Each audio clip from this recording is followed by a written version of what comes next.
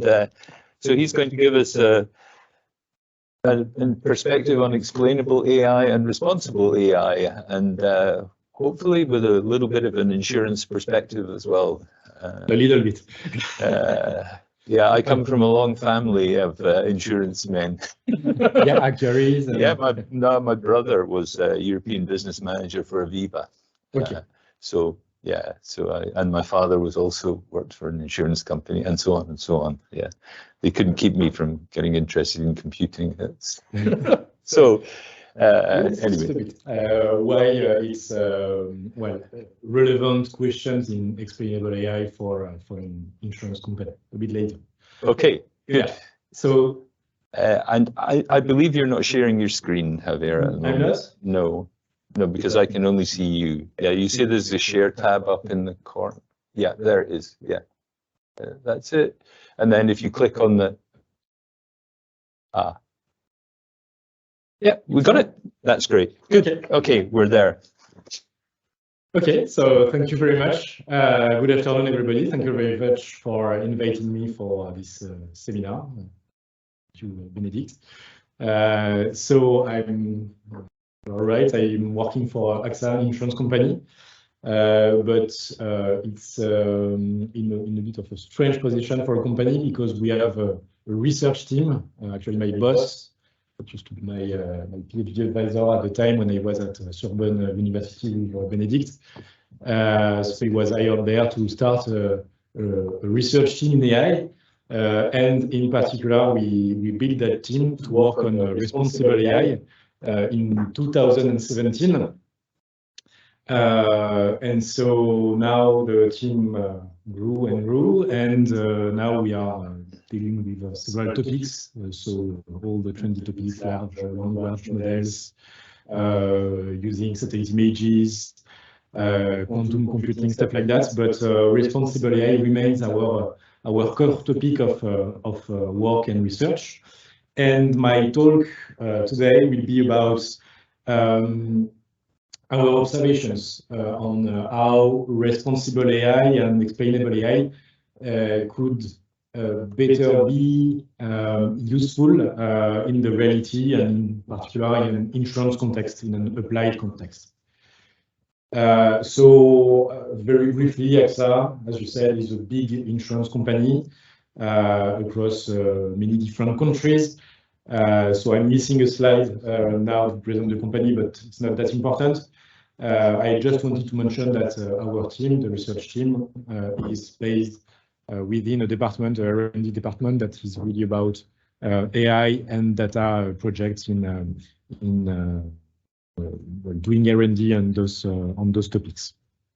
So about responsible AI, is it working?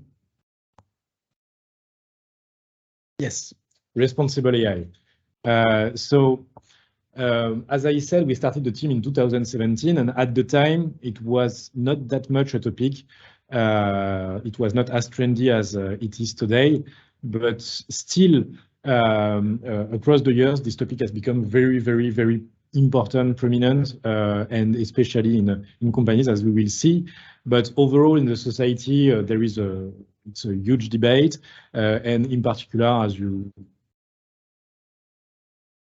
just try to. Okay. In particular, you are all aware of all the different initiatives in different states about regulating AI here in the UK, but also in the European Union with the AI Act that is expected to be voted next year and enter into force in the coming 2 or 3 years. But it's also regulations are also planned in many other countries like the United States or in Singapore, in China, etc., etc. So it's both an important topic for the society, but also for the states and for the regulators. So why this topic of responsible AI is important at all?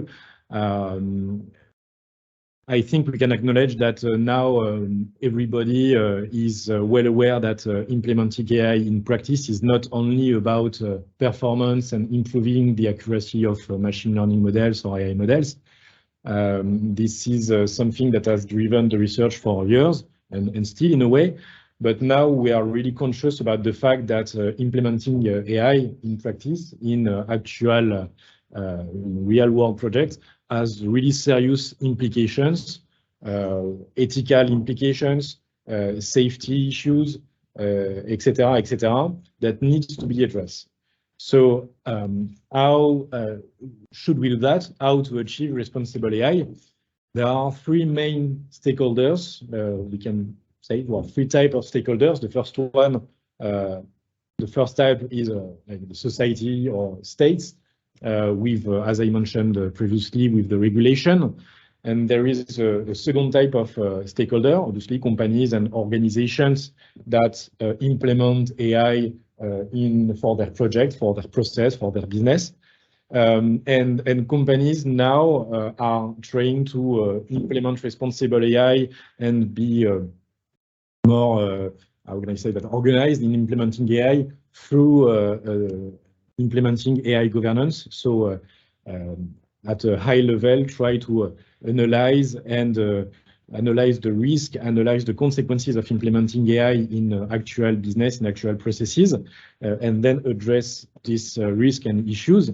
And the first type of stakeholders are researchers and the research in general that aims roughly, to analyze what are the risks and also provide some solutions to address those risks. And the objective of this presentation is actually to deep dive a bit more on how companies, in particular AXA, see the problem of responsible AI, how the business, how the people implementing AI in practice see that problem, but also analyze or discuss how the research is currently addressing those topics and what we think are the current limits and what should be more addressed in the research. And I will illustrate that with some example of research we are doing in the team along those topics. So, responsible AI. So I don't know if all of you have been looking into that topic, but what do we mean by responsible AI?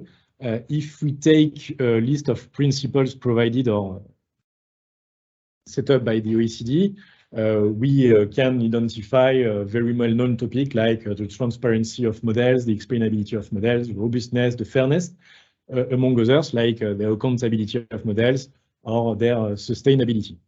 So we are now facing one issue about responsible AI, or when we want to implement responsible AI, because the OECD provided this list of principles behind responsible AI, but this is only one proposition, one list, and there have been actual studies on this to compare different proposition of principles behind responsible AI, so proposition from different organizations like the OECD, and actually what they showed, so sorry, the table is really small, but basically what they showed is that according to those different organizations, those different companies, the principles that are put behind responsible AI can be very different.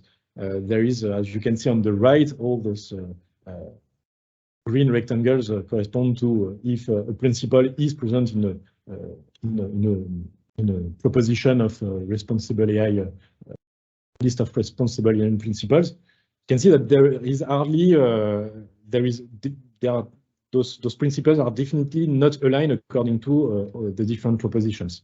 So this is one first issue. If you are a company and you want to adopt some principles for responsible AI, you need to choose one or give your own view on responsible AI, and this can be one first difficulty. So just to take a step back and from the point of view of a company, what are the key milestones for the usage of AI in practice in a company? So at AXA, we can say that around 2014, some projects started to actually show the value of using AI in practice in the different business line, different business processes, and some proof of concept, some trials have been started in order to prove or to observe or to see what could be the value of implementing AI in practice. At the time, there were really few industrialization, and all of this was really handcrafted. It was definitely not a standard way to go when you had a project to use AI. A few years later, so 2 or 3 years ago, many different proof of concepts have emerged, many different projects have emerged all across the company, and the people realized that they needed to do something in order to improve their AI and machine learning practice, not only have isolated, scattered initiative to implement AI or to use AI and machine learning, but to find a way in order to streamline the usage of this kind of techniques and technologies in practice. But with this streamlining, the risk inherent with the usage of AI become more widespread. And we can say that around 2 years ago, some people in the company, in particular the legal people, started to being worried about the consequences of AI, in particular in the light of the regulation that is about to arrive. So now we see a trend of some projects or some people in the top management and in particular, for instance, chief data officer or chief data scientist that are getting concerned about what could be in practice, how could we in practice implement responsible AI, and how could we comply with the future regulation. So this was just to map a bit how AI made its way into a big company like AXA, from proof of concept to more streamlining operations to implement AI, and then the emergence of new risks associated with the use of AI that are now leading to a strong concern about legal, ethical, operational aspects, and lead people, at least for now, some people, to be concerned about a responsible AI practice and how to implement this responsible AI practice. So during the last summer, we did some workshops with some actual data science, AI, machine learning projects, or whatever, any projects using some kind of AI or machine learning techniques. We did some workshops with those projects in order to analyze what could be the potential risks associated with the use of AI. So I would like to give you some key insights we got from those workshops. I will not deep dive, I don't have the time, but what we saw first is that even if the people are getting more and more concerned by the regulation, the future AI regulation, but also the fact that we should implement a responsible AI, still what we observe is that the people are clearly lacking awareness and training on those topics. So when I say the people, it's first of all data scientists or people designing those systems. When we discuss with them, when we discuss with them about responsible AI, when we ask what could be the risk, what they are implementing or what they could plan to implement, they have a really limited awareness of what are the risks and what could be the solution, what could be the way forward, or how to analyze their project. So this is one clear issue. And at some point, I was discussing with people from the Sorbonne University in Paris. There was not a clear course in the master in data science, a clear course on responsible AI, explainability, etc. So for years, we have trained data scientists to train model, but not address all the other issues that comes by together with implementing AI or using AI or machine learning models. Now it's a bit different from starting from this year or maybe last year. Now there is some training, but it will take time to actually raise awareness and train people. A second issue we saw is the lack of interdisciplinarity. So during those workshops, we asked to discuss with the key stakeholders of the project, and every time people showing up during those workshops were data scientists or actuaries in the case of an insurance.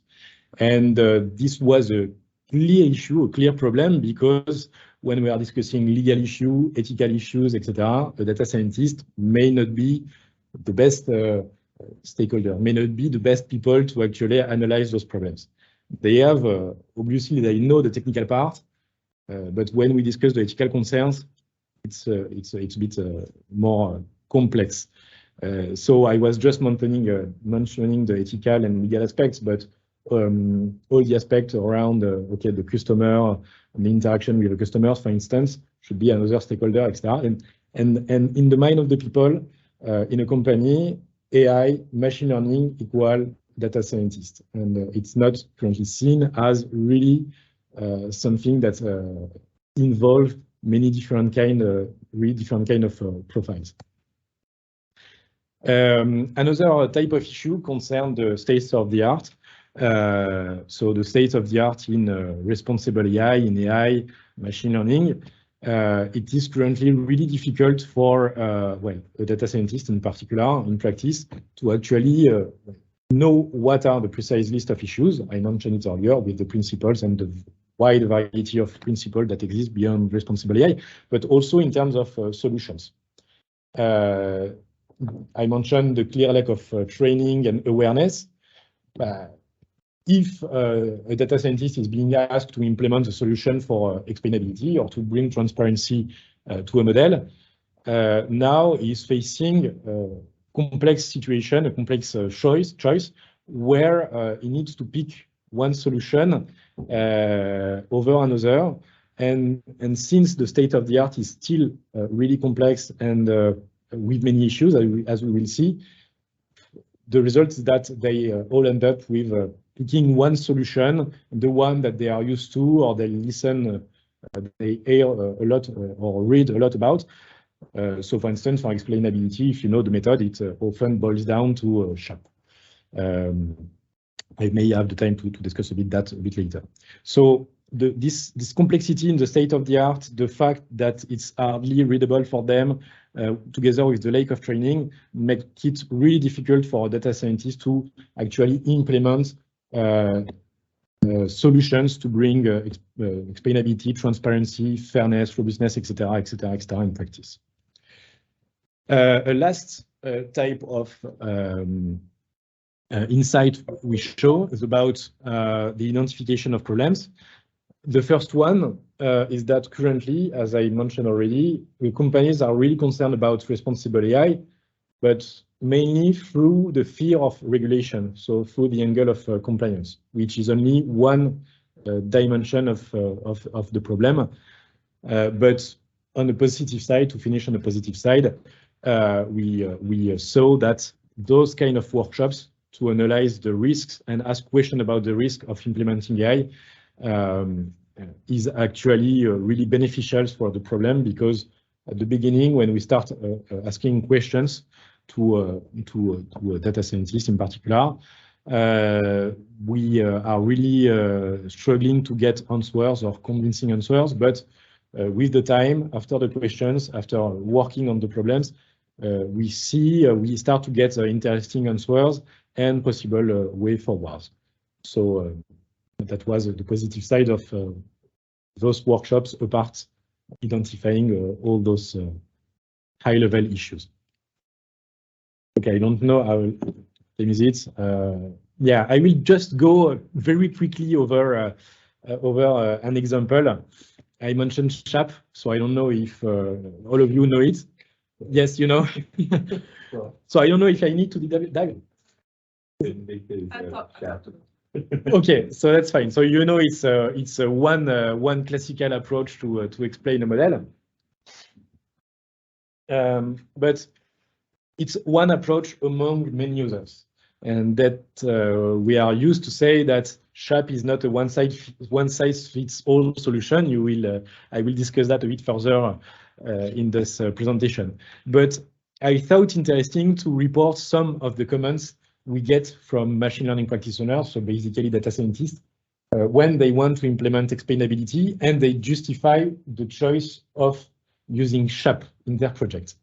So I've heard that several times. I've seen it in research papers, not in machine learning papers, but in economy. I worked with an economist. I don't want to say his name. It's a friend, but he is a friend. But even if he knew the problem related with SHAP or the use of SHAP, still at some point he had to make a choice and use an explainability approach to explain the predictions made by his machine learning model.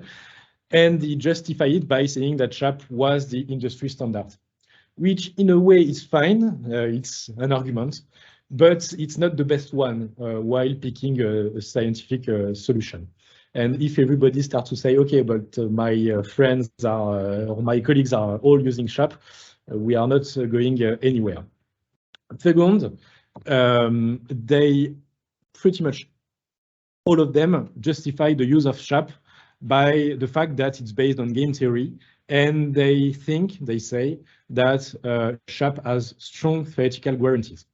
So I will definitely skip that part, but if you read carefully the paper, if you read the code, if you read the further analysis and studies made on SHAP, you can see that in particular with the model agnostic version of SHAP, those theoretical guarantees do not hold. In particular, there are issues with variables that are dependent, etc., etc.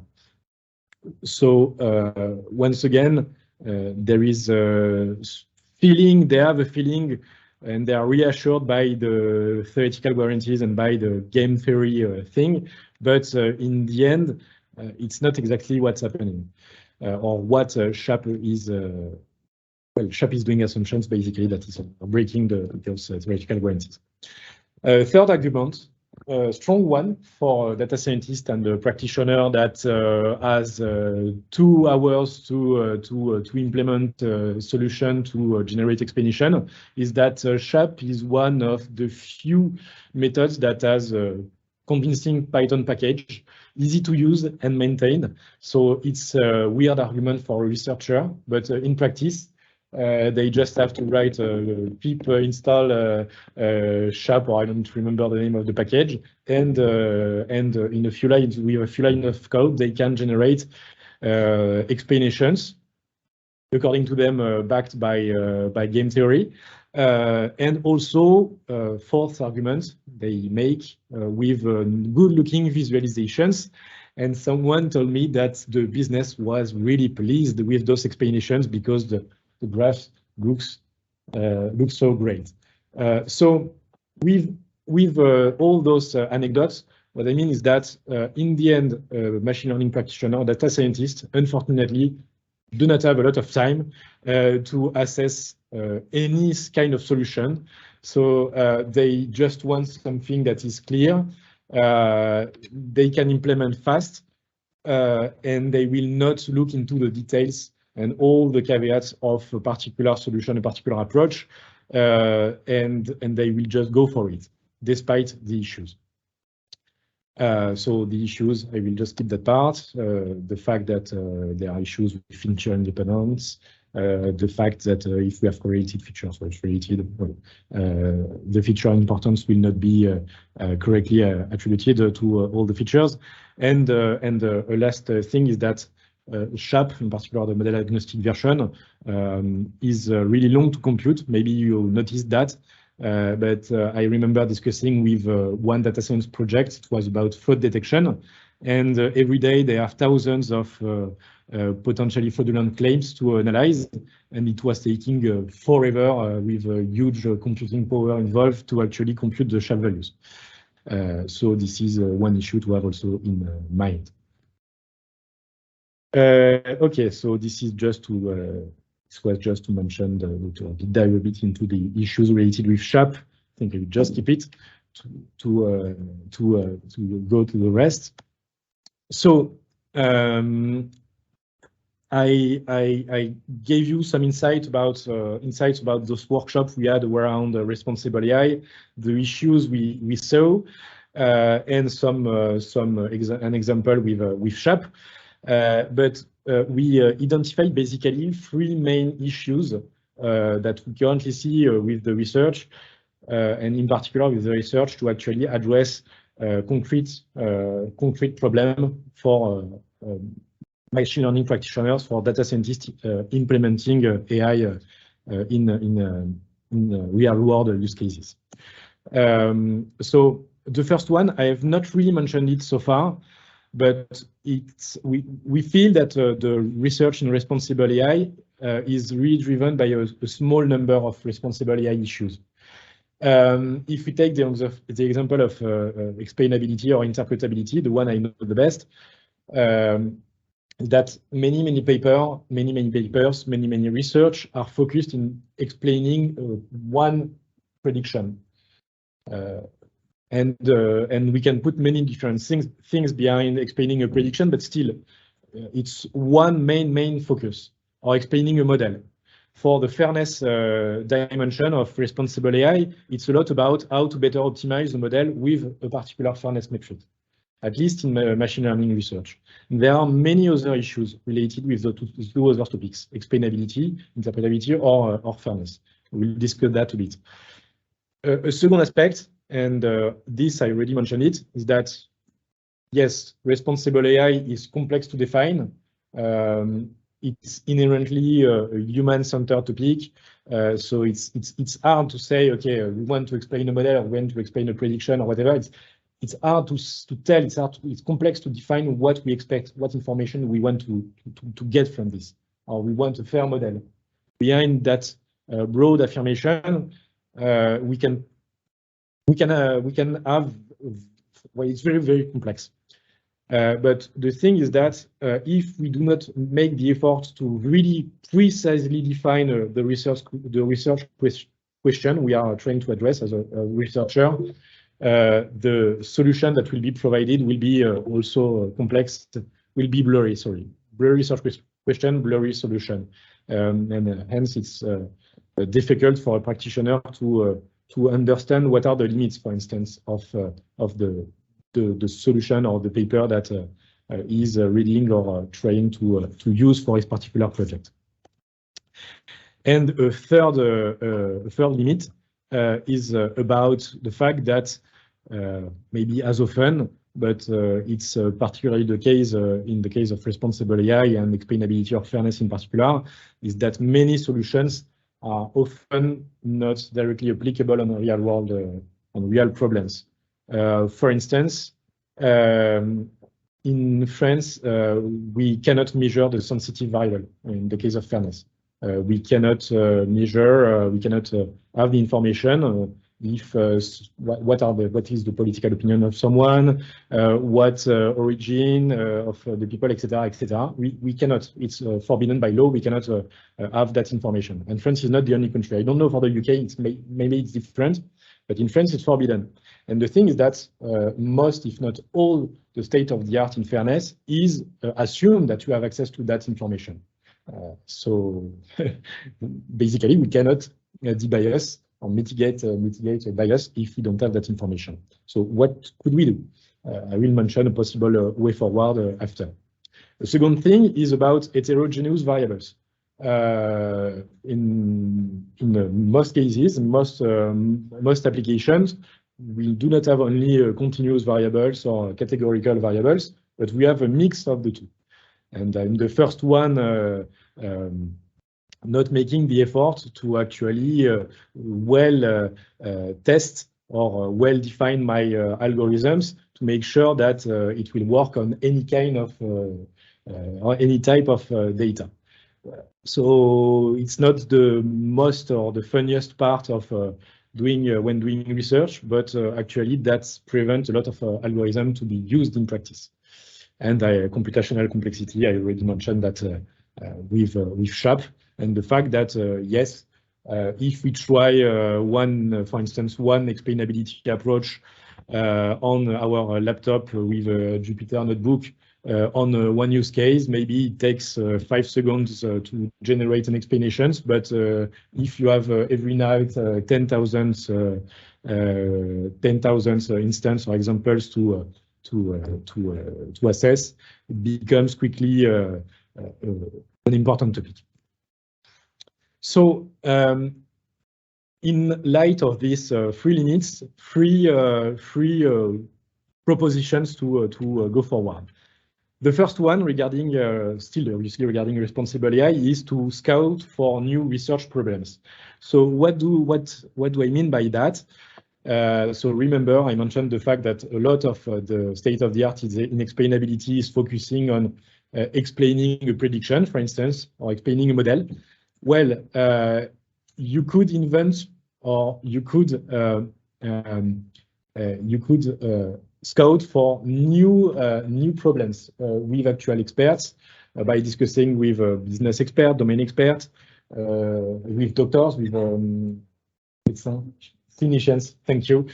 For instance, in the case of health, and see what would they really need as explanations to help them. And maybe it's not explaining a prediction. One example with one of our research. Something it's not rocket science, but something we tested and realized that was a strong problem is that if you take one data set, let's say, for instance, I don't know, the case of insurance, you have a data set of claims that are fraudulent, and you train a model, a machine learning model, in order to automatically classify in the future on your test set if a new claim is fraudulent or not. So you have that train set. You can train an infinity of machine learning models on this data set that will get the same or very similar performances, so very similar accuracy. And we did the test on one benchmark. So I think that on this benchmark, OpenML CC18, I think there are 80 data sets from various sources, very heterogeneous. And with our setup, we realized that on more than 30% of the data sets from this benchmark, there are more than 10% of prediction discrepancies. That means that on half of the data set of this benchmark, more than 10% of the examples from those data sets will not have the same label in the test phase, while the machine learning models behind have the same performances. Not sure if it's clear what I said, but it feels like a super strong issue. That means that what is done right now by the data scientists is just to pick randomly one model over another because they have the same performances. So they will just pick one, but in reality, by picking this one instead of another, they may be more than 10% of prediction discrepancies. So that seems to be a huge problem for, well, the business, for the company, because maybe this has consequences for the company, but also for the people in terms of fairness. If I'm in this area concerned by prediction discrepancies, maybe with one model I would have my loan, I would be accepted and get my loan, while with another model with the same performances, I would not have my loan. So what that means is that actually different patterns are learned from the data, and as it's written, this phenomenon is actually hidden by the usual aggregated performance metrics that are used by data scientists. So to come back to our initial problem, responsible AI and explainability. So this is a responsible AI problem, a kind of new one. It was already identified in the state of the art, but not in the responsible AI state of the art, at least in machine learning. we came up with a solution in order to actually explain the areas of the feature space that are concerned by prediction discrepancies. So I will not enter into the details, but basically what the algorithm does is to identify those areas where models with the same or very similar performances do not agree on the predictions. And we are able, like on the right, to generate an explanation and a visualization where we can observe, see where the models disagree, and at least the data scientist can make an informed choice or at least put some human oversight or more advanced human oversight for these particular areas where we know that the models basically cannot decide because we don't have enough data, or because there is some kind of issue. So another topic is about designing explanations. So it's another research we did. So another line of research we have is about user interaction with AI system, and in particular how to better design explanations for users, and in particular non-expert users. So expert that are the users that are non-expert with machine learning. The research we are doing on this is about how to present the information to someone that has no clue on how machine learning system works. So if you just provide a list of feature importance like SHAP, the feature importance provided by SHAP or LIME or any other kind of explainability algorithm, it's very likely that your stakeholders, your users will be lost.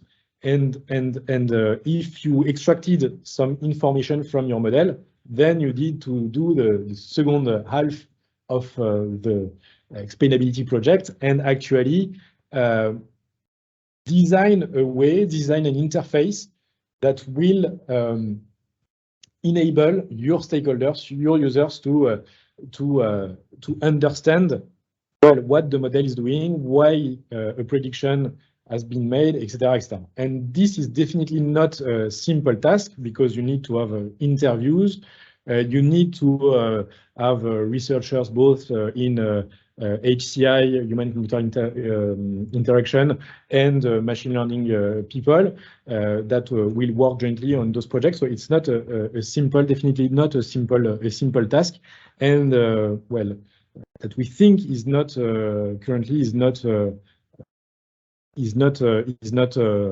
super well addressed. At least the junction between the machine learning researchers and the HCI researchers. So I mentioned just two aspects that we think are not super well covered in the state of the art, but this is the part where I cover a bit the insurance aspect, a dimension in a responsible AI. But on this slide, I put different stakeholders that could be interested into knowing more or getting explanations on what a machine learning model, what an AI model is doing. So you have obviously the data scientist, or in the case of an insurance actuaries, but you have the business owner, the product owner, also the business user that can be for an insurer, the agent, or the internal control, or the regulator in the end.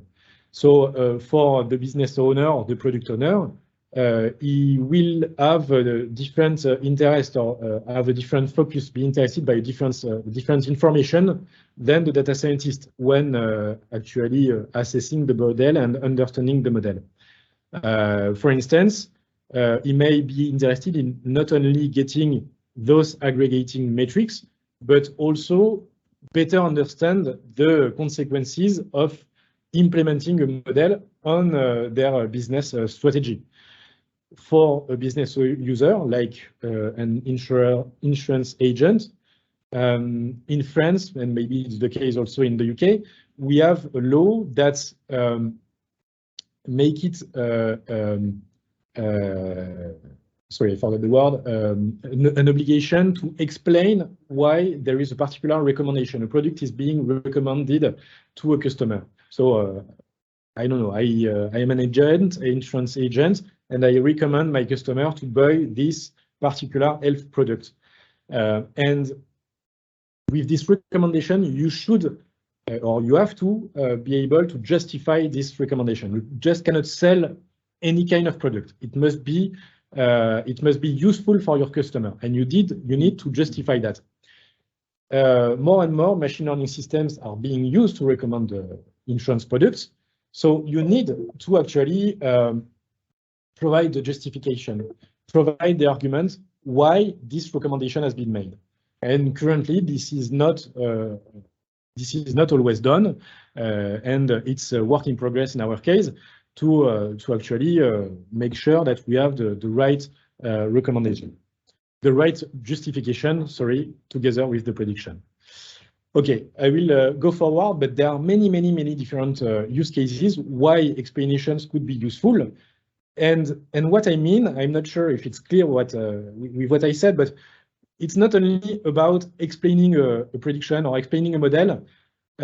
You need to actually really understand or analyze the needs of the stakeholders, of the people that are going to receive the information, receive an explanation, to well design the algorithm that will extract the information from your model, and then how to present that information to your stakeholder, to the user of the explanation, in order to make sure that they can understand that information.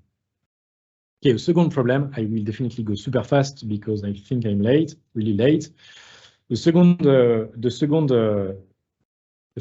problem or second possible way forward is to seek clarity in the problem definition and experimental setup of our proposition. I don't know if you remember, I said that usual problem we observe is that data scientists do not well understand what's really the actual proposition behind explaining prediction. For instance, what information is really extracted from the model, and also what are the limits of this proposition. This is not enough understood, and I mentioned briefly the problem with SHAP earlier. So one way forward is definitely to seek clarity. Just to illustrate a bit more with another piece of research we had, so I insisted a lot on the fact that explaining a prediction is not enough to justify a research or to justify a paper. Is that so with that research on the right, you can see 6 graphs, and all of them are sampling being done so on the machine learning model by different explainability algorithms. So you have SHAP, so the model agnostic variant.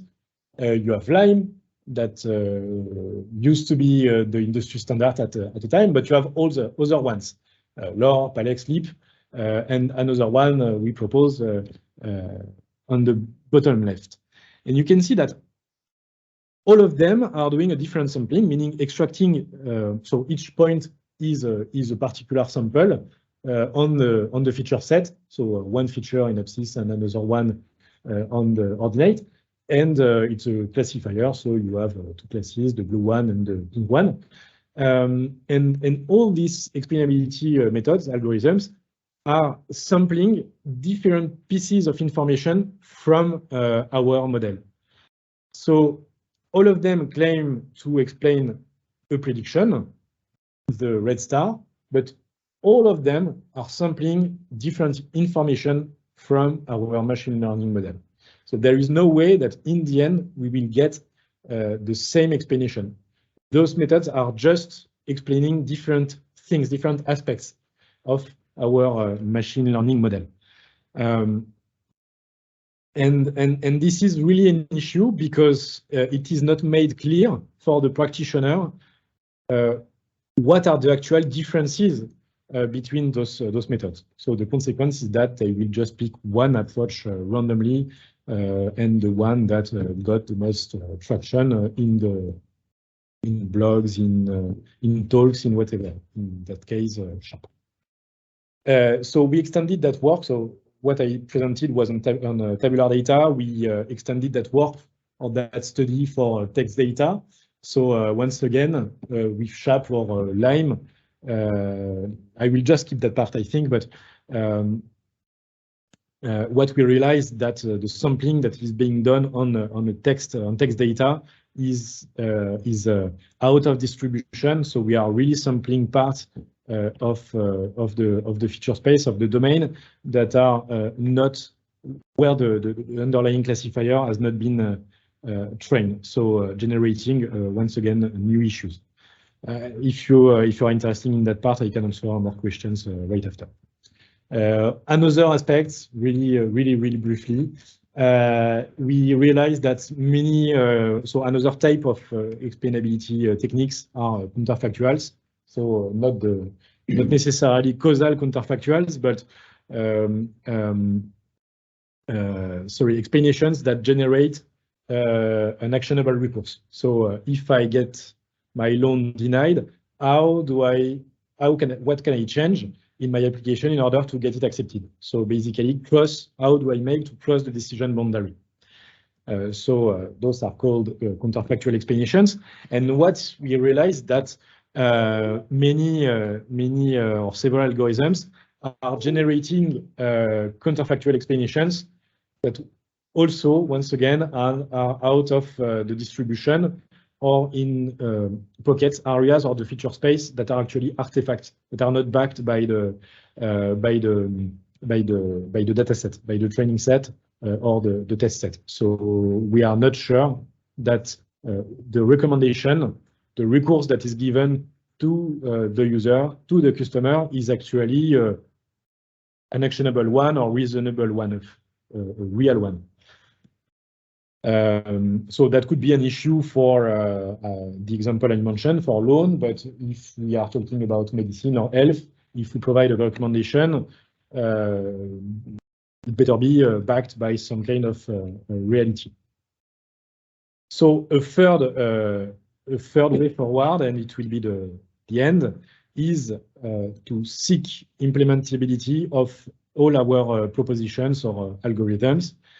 I already mentioned that example, the fact that algorithms designed to debias model are usually not designed, if not all the time, not designed to deal with without a sensitive attribute. So in many different places, we do not have access to that sensitive or to those sensitive attributes. That means that we cannot use those techniques. And then we need to look for new ways and create new ways to actually debias models, machine learning models, without having access to that information. In that research, we explored how to leverage causality in order to learn, try to learn and recover the sensitive attribute. So leveraging causality. We'll not enter into the details either, but basically on some on the experiments, it's starting to work, let's say. A last example of our research to seek implementability. For once again bias mitigation, so to debias machine learning models, a lot of the research assume that you have access to the internals of the model, at least the gradient. But in reality, in many use cases, in particular for tabular data, we do not have access. The state of the art is not using neural networks. It's ensemble of trees like gradient boosting or random forest. And the thing is that you do not have access to the gradient. And in that paper, in that research, we provided a way to debias this type of models. Okay, and explain that this is working. Just to conclude, because it's almost 3. So I think it's pretty obvious, but I restated it. Responsible AI is definitely becoming more and more important when deploying AI, especially in companies, now through the lens of compliance, but more and more in practice. As this is becoming an important problem, solutions are really required. And we need to make sure that they meet the reality, which is not always the time, with the few examples. So I gave a few examples to illustrate that. But there are ways forward. So as I mentioned, scout for new research problems. That means actually interacting with actual users of explanation or people experts in fairness. Interdisciplinarity is really important, but also seek clarity when we work on the problem of explainability, fairness, etc. We really make sure it's super clear what's the problem we are working on, but also the experimental setup and the discussion of the limits. It's super important, especially if we are, since we are working on responsible AI. If we work on responsible AI, it's responsible to discuss also the limits of our proposition. And finally, seek implementability of the propositions. As I mentioned, make sure that most of the problems or the constraints that are encountered in or found in the reality can be solved, and the algorithms can work on those. Okay, so that's it for now. Thank you very much. And I just wanted to mention this lab we have, where we sometimes have open positions for PhDs, for internships, etc. So if you know someone that would be interested in working on this topic, we are pleased to hear some applications or also discuss some possible collaborations. Thank you very much. Okay. So I'm trying to work out what the best way to do mics are, and also got lots of PowerPoint. So sorry. But anyway, so thank you very much. That was a fascinating talk. And I think we'll open it up and see if anybody's got any questions.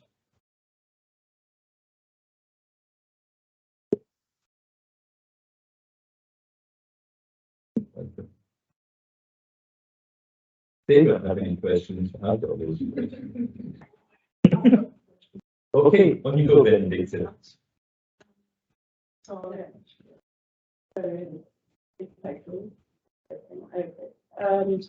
My question is a lot about. Yeah.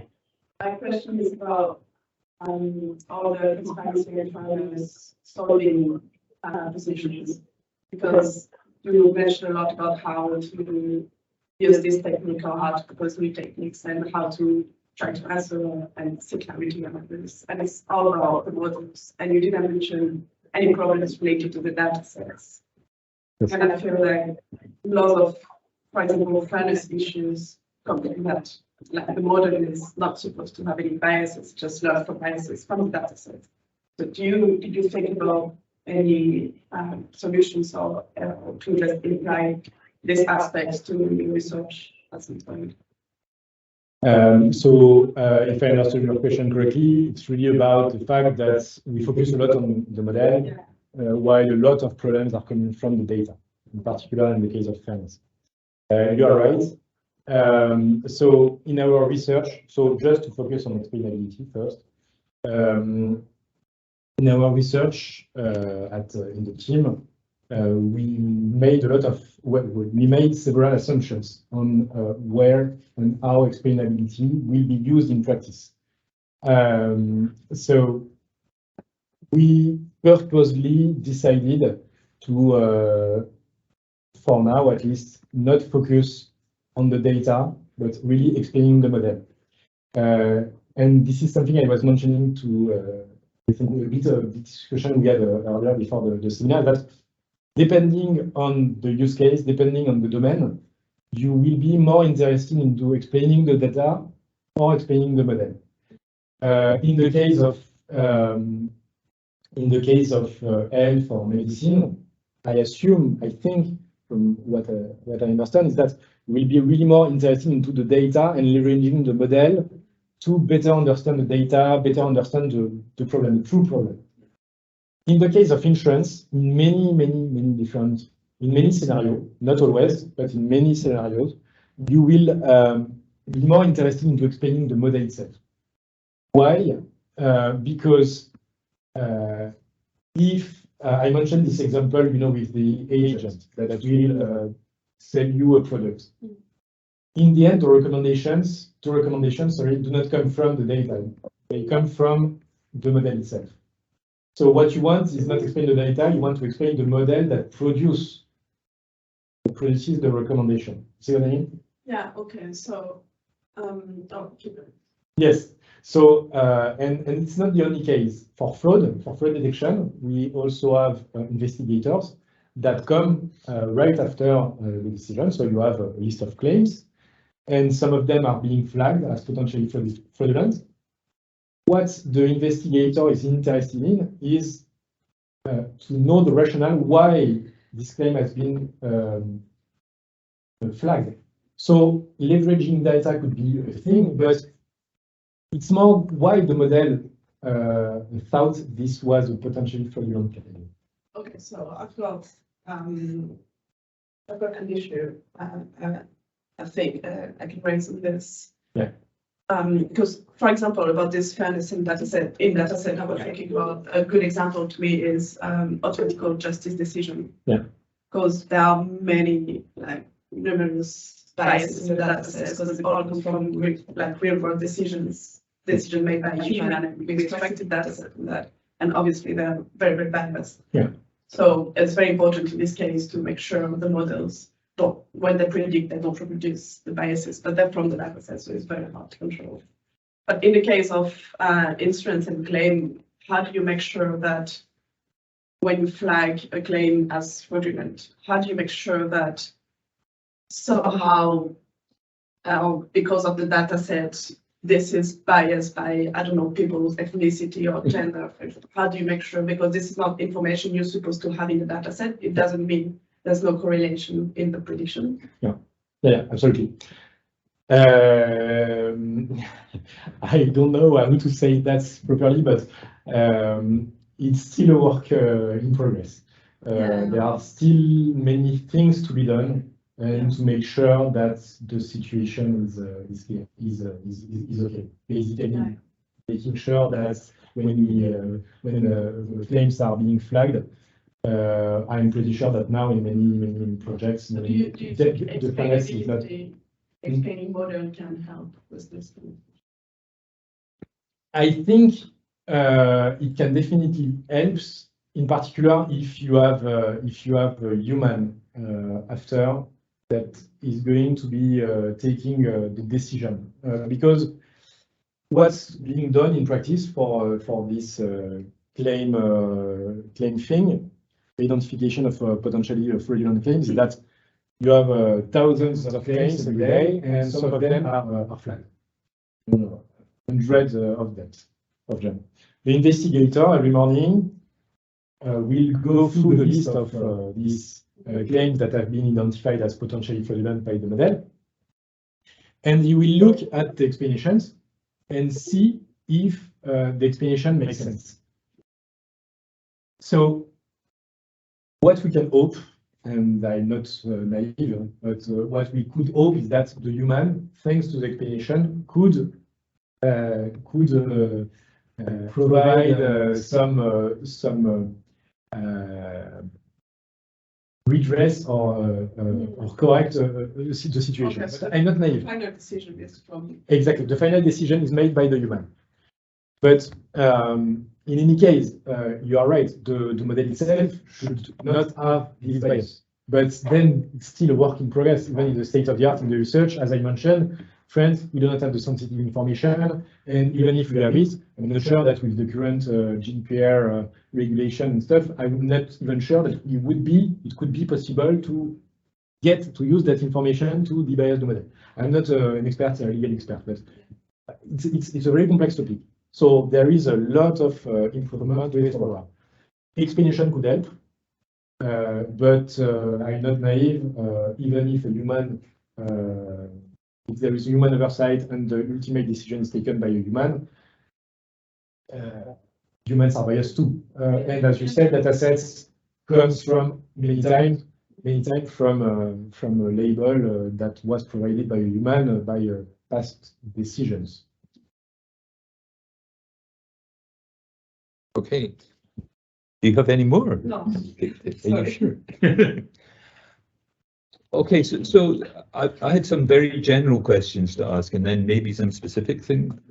So, I mean, in a way, what the perspective that we have from, let's say, the normative responsibility angle is that you're always looking at a model embedded in a socio-technical system. Yeah, I mean, it's precisely what you said. And there's a presumption that you cannot put trust in code.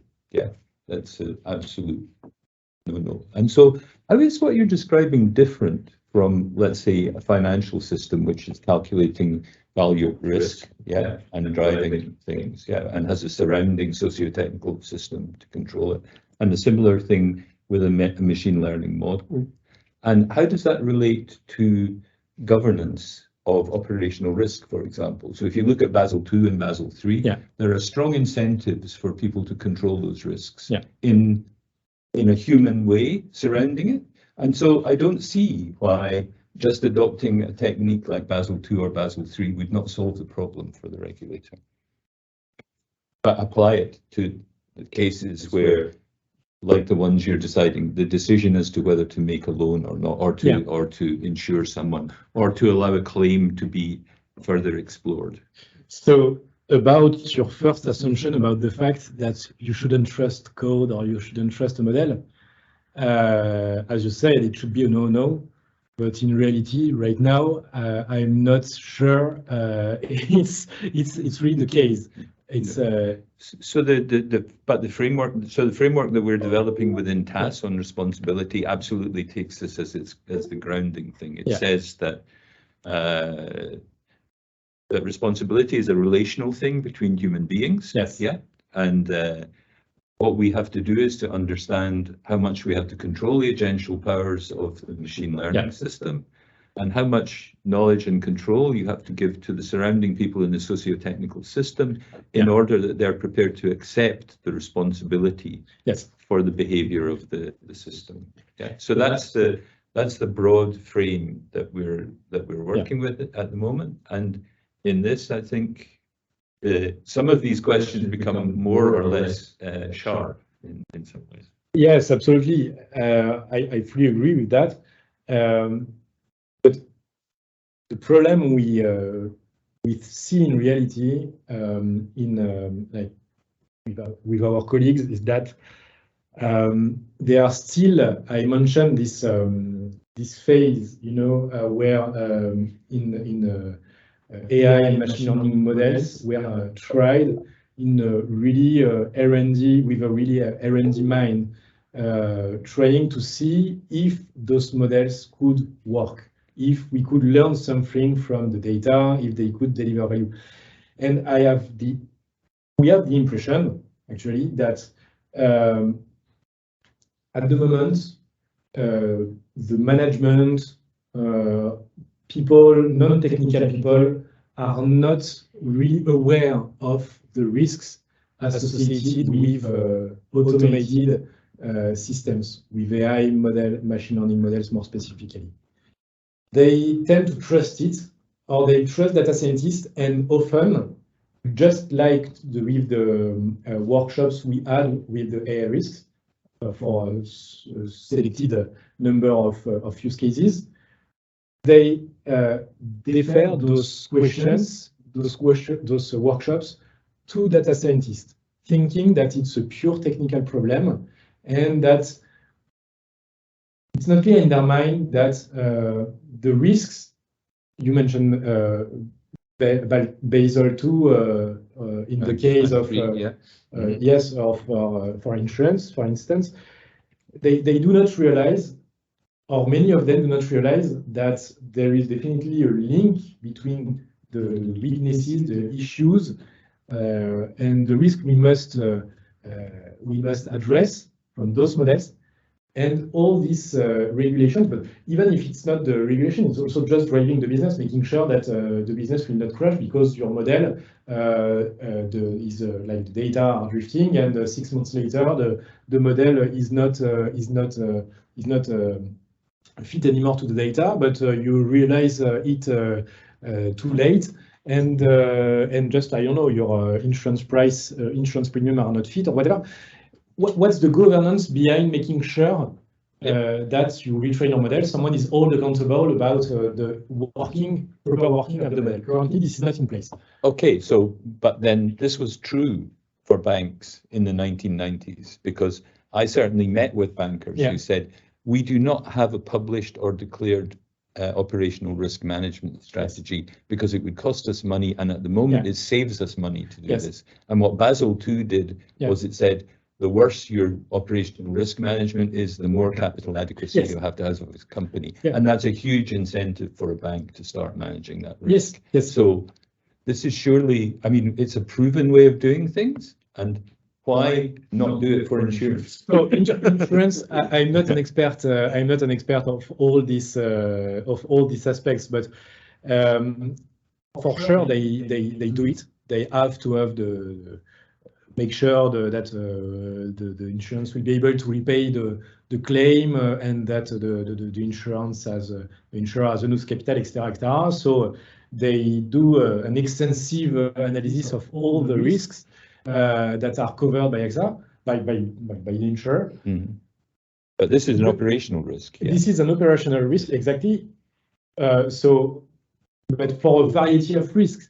Because the risk may be underestimated, because the model may not operate correctly now or in the future. You may have like there will be new sources of liabilities, like for instance being unfair, etc. And all of this is definitely not fully taken into account. We are in the process of formalizing that, putting in place a specific governance for AI, raising awareness on those risks, how to analyze them, and how to address them properly. Right now, I think the people many people still have in mind that AI or machine learning models are just enhanced linear models, that are heavily used in the insurance industry, which in a way is true. Linear models is a kind of machine learning model, and we have new, more sophisticated models. But it changed those new models change a lot of things, because we have a lot of non-linearities, a lot of added complexity that really prevent from understanding them. So I suppose the question then is, what's being done about assessing the level of risk associated with these things? Because this is this could cost AXA a lot of money if you deployed an algorithm, because you could end up in court and you could really have class action against you if you operate in the US. And nobody's worrying about it. No. Don't get me wrong. Many people are worrying about this, and to my knowledge, we are one of the few in the industry to have, for instance, such a team working on those topics. I'm pretty sure that all the competitors, all the others, are not that advanced on this. I think we are in the middle of in a transition period where those models are being more and more used. Now, critical application, when I mean critical, is using models for calculating premiums or for later risk assessment. I know, for instance, to assess natural catastrophe or to model natural catastrophe, etc. Those models are being more and more used, and we are at the same time trying to put things in order, have a proper governance, analyze the risks. So it's not to defend my employer, but we have a dedicated team on that. It's one priority, one big priority of the group. But while I am concerned and I would like that everything is solved today, it's not the case. But I'm pretty sure that it's like many other competitors are also lagging behind. It's a general problem, and it's also what I wanted to highlight with the presentation. It's also related with some things that are missing in the state of the art. How can we? You can challenge me on that, but what can we do? So, okay, I know your answer. What your answer will be, but what can we do if we cannot debias the model? So the answer would be we should not use the model. I would agree with that. You're exposing yourself to an unquantifiable risk. Yeah, I mean, so that, and normally financial companies don't do that. Well, when they deal with individuals, yeah. I mean, if I want to have a loan from you and I say I'm not going to tell you what my income is, yeah, you'd say, well, go away, yeah. And why would a regulator? I mean, if you go along and say to a regulator, we're going to operate with an unquantified risk here, why would they let you operate? Yes, that's well, I mean, of course, we had discussions. We have collateralized debt obligations as a historical precedent for doing that kind of thing. But no, it's the I really think that the period is really a period of transition, and if you like we discussed with some regulators, and they are not really aware of all the problems, or they are aware, but at general or very global level. And they have like with some discussions, we had some like kind of naive answers sometimes, and we were sometimes telling them, okay, you know, you shouldn't put, you should have in mind that I know Lime and Sharp have those issues and that they will not solve all your problems, and they are generating new ones, and you should take that into consideration, or that bias. Someone told us once that they expect bias to be solved with explanations, a bit in line with the discussion we had earlier. But it's not the only solution. If you have an automated system, you should make sure that first, during the assessment, you can prove that it is not biased, and prior to that, being able to debias it, and overall have in place a system that makes sure that you control that risk. Yeah, and you're. Have you booked in here? Yes. No, actually, we are here for Oh yeah, they're conversation post seminar. For a Sorry, which? Yeah. Well, yeah, come in. Okay, so I have loads of questions, but the last one, I mean, so another very generic one is that one of the other pieces of work that's been done is we looked at historical regulation, yeah, and in particular we looked at the regulation of a new technology. So this was steam transportation on rivers in North America. Yeah, and there were a number of transitions in the way the regulation went, but the first one was informational. Yeah. So what the regulator did was, and this is the early federal regulation in the States in the 19th century. You were going to go, aren't you? Yeah, I need to go. Sorry. Okay. I'm going to leave you to these guys. I'm sorry to say, I'm sorry I could have barged in. No, absolutely not. No, you should have barged in earlier. Right. I wasn't sure if I was already. No. We're just chatting away at the end of the seminar, right, actually. So I'm going to have to go actually in a minute. But. Yeah, sorry. Nice to see you. I need to say goodbye. Yeah. Okay. Yeah. Thanks for coming, and we keep in touch right now. Yes. Bye. Okay. Bye. So they moved between, the first thing was informational, yeah, where the state gave companies information, but also they required reporting. Yeah. So you mentioned, failure of reporting. Yeah. And so what do you think it would take to have adequate reporting so that actually you could quantify these things? Because all of the big banks have operational risk databases. Every single operational risk is mapped. Yeah. Don't these things make it onto the official risk registers, or what's No, because and those are rather detailed because Yeah. you have category, because you obviously in risks you construct a classification, so you have categories, but then they have instances of harms, and they demonstrate how the harms construct to the risk, because this is precisely in some ways what the AI models do. They take a finite collection of harms and they construct a risk from it. Yeah. Yeah. So once again, I'm not an expert of the business. I'm really Well, neither am I, really. machine. Sorry. Neither am I. I'm a machine learning guy, and so I just know by discussing know some things, but my vision is really approximate on this. So I imagine that for now there is still a lot of really a lot of effort to really better assess the risk once again. But this is one question. Do you think that now, even banks, do you think that when they use a machine learning system, they actually have a good assessment of the risks that those models are bringing?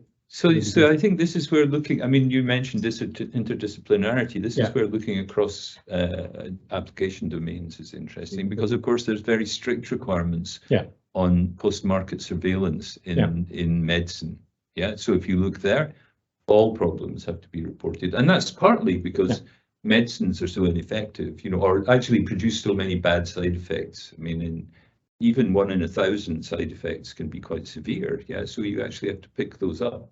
So when you look at the framework in which AI is being pushed into in terms of diagnosis, then the post-market surveillance is very severe there by comparison with, let's say, and so why not have a requirement that actually once the thing is fielded, then you have to have the sort of post-market surveillance that you would have in a medical environment.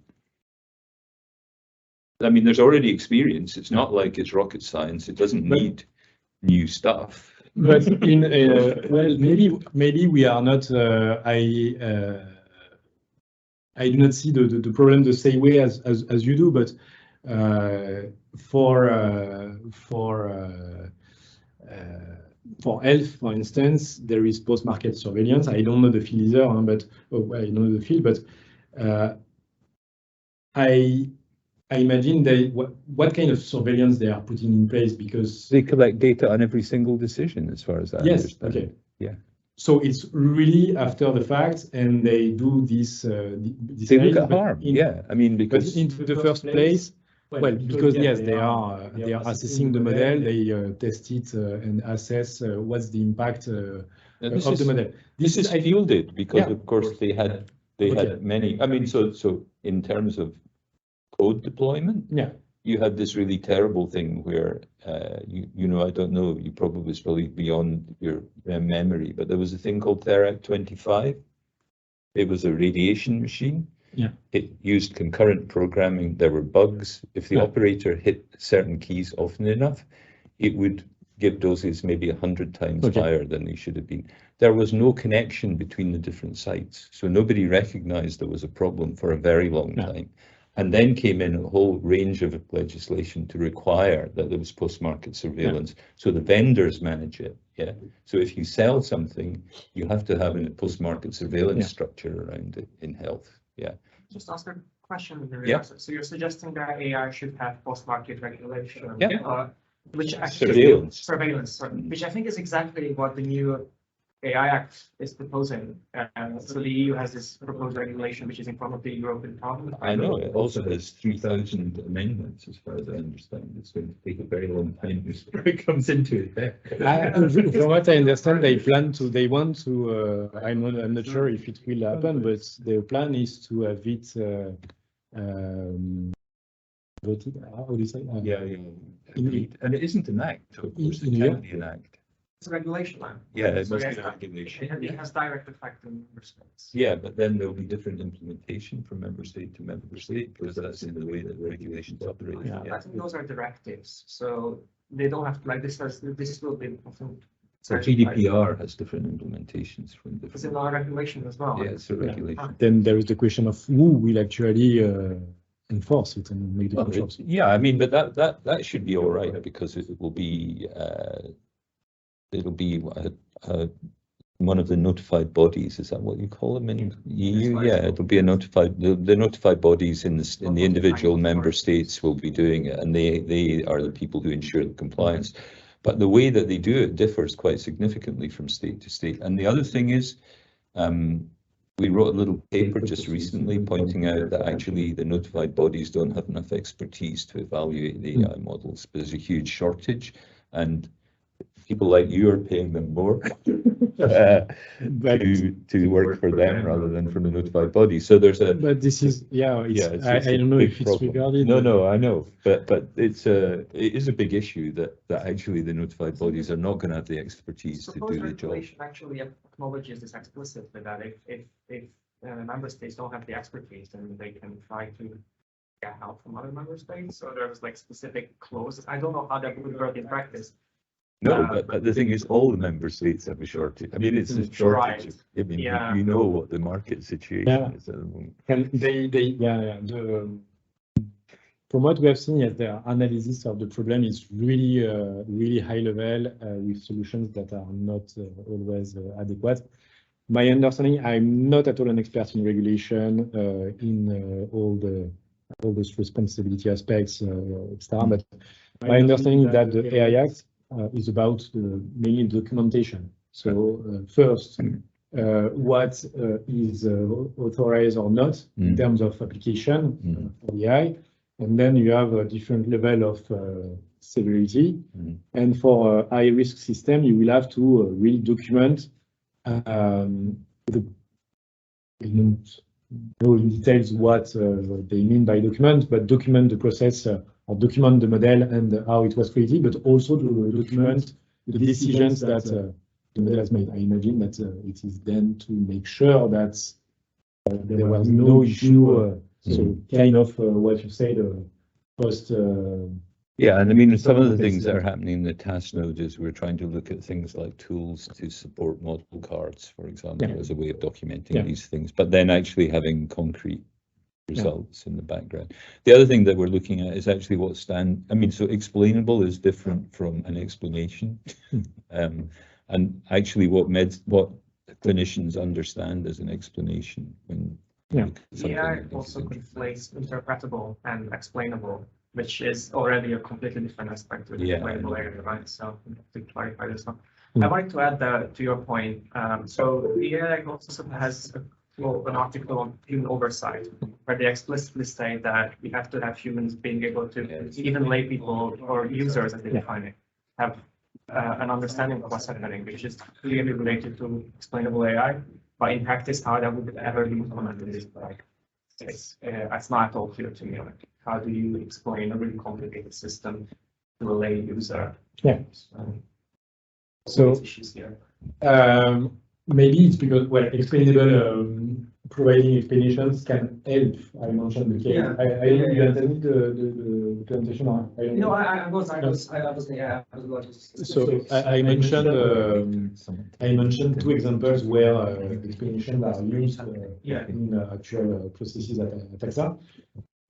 One is to identify, to explain when a claim is potentially fraudulent.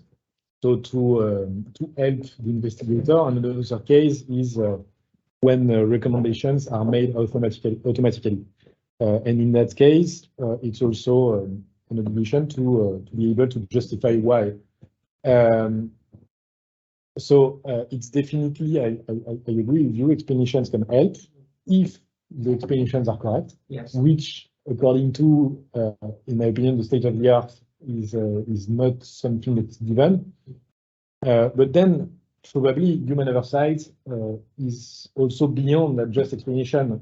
It's about the fact that there is someone that is all accountable for the decision linked with what you said. And you cannot just answer, it's not me, it's a system. I'm not the one, I cannot reverse the decision or I cannot do anything.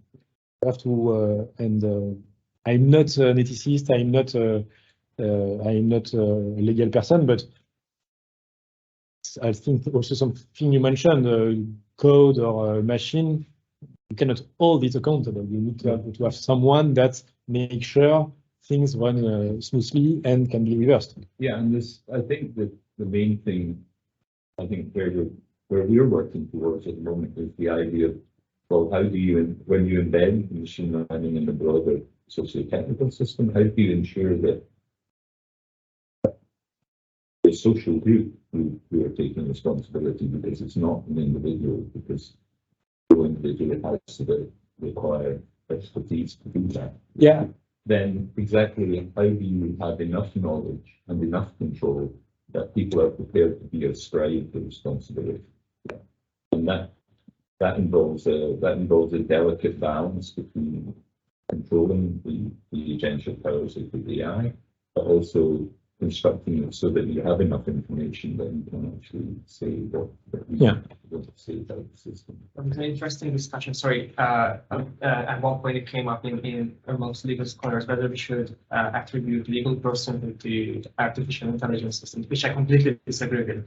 I don't think it's a good idea. But there was this discussion of whether artificial intelligence should be itself held accountable, but I don't know what would that mean in practice. Like, how is that enforced? That doesn't make any sense. So. But there's a paper just came out recently about nonsense.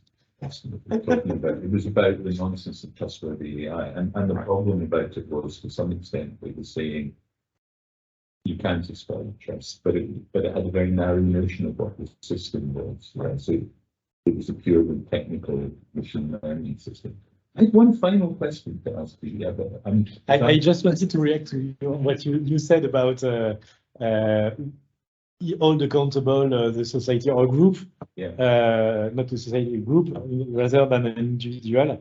When we negotiated this joint lab we have with Sorbonne on this topic, and I don't know if you know her, Joanna Bryson. So she was invited to give a talk, and she was discussing about accountability. And I remember her, so there was my boss and the boss of my boss in the room, and I remember her being really clear about the fact that she thinks, I hope I'm not misunderstood, but she thinks that at least at the time, someone should be accountable, and someone from the management or top management to make sure that the topic is taken seriously.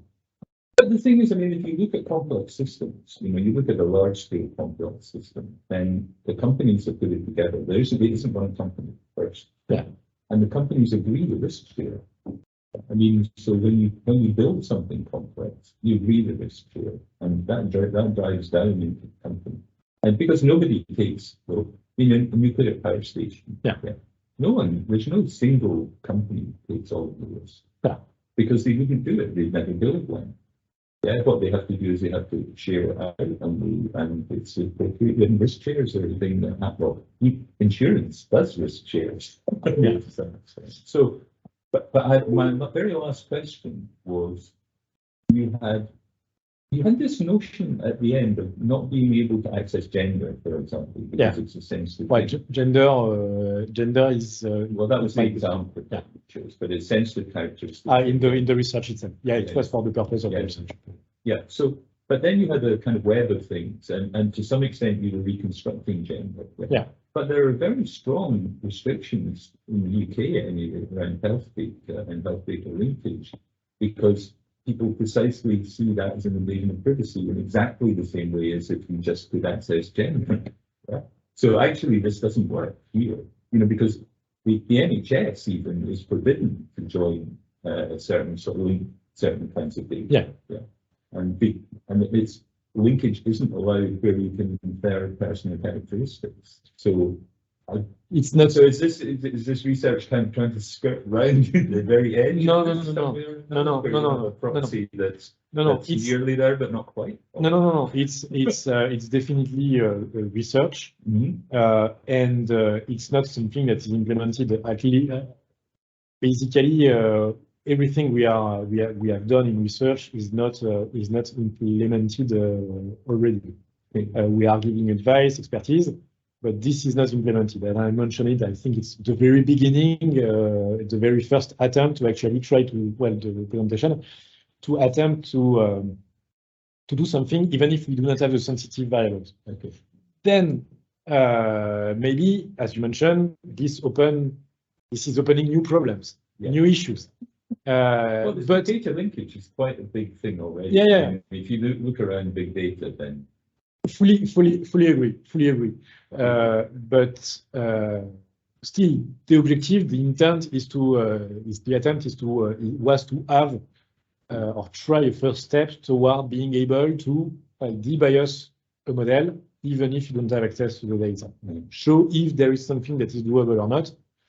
And then if this opens new issues or if it's forbidden, then we will not, well, it's as you said, it's, we will not just implement it. So, here's Shin. This is Benedicta's co-worker. Yeah. So